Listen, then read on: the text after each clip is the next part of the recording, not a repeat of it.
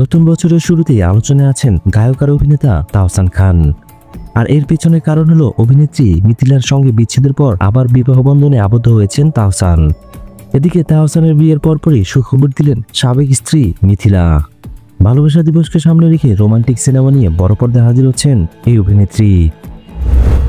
জলে জলে তারা নামের সিনেমাটিতে তার সঙ্গে জুটিতে অভিনয় করেছেন অভিনেতা এফএস নাঈম।